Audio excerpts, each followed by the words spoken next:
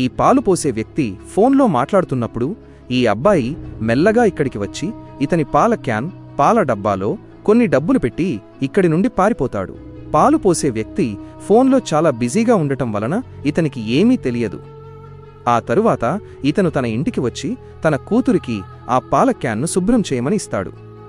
అప్పుడు ఆమె ఆ పాల క్యాన్ను తీసుకుని గేదె దగ్గరికి వచ్చి దాన్ని తెరిచి అన్ని డబ్బులు తీసి, అరే వాహ్, నా బాయ్ ఫ్రెండ్ ఇన్ని డబ్బులు పంపాడు, ఈ డబ్బులతో నేను షాపింగ్ చేస్తాను అని అంటుంది. ఆ తరువాత మరుసటి రోజు కూడా ఇతను ఫోన్లో మాట్లాడుతున్నప్పుడు మళ్ళీ ఈ అబ్బాయి వచ్చి పాల క్యాన్ను తెరిచి అందులో ఐఫోన్ను పెడతాడు.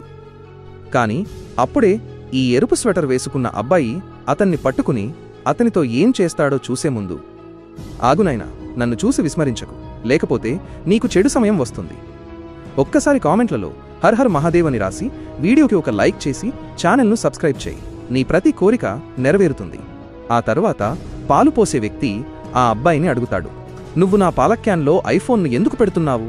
అప్పుడు అతను, మీ అమ్మాయి నాతో మాట్లాడటానికి నా దగ్గర మొబైల్ లేదు అని చెప్పింది, అందుకే నేను ఈ ఐఫోన్ను ఆమెకు ఇస్తున్నాను అని చెబుతాడు. అప్పుడు పాలు పోసే వ్యక్తి కోపంతో తన ఇంటికి వెళ్లి తన కూతుర్ని బాగా కొడతాడు.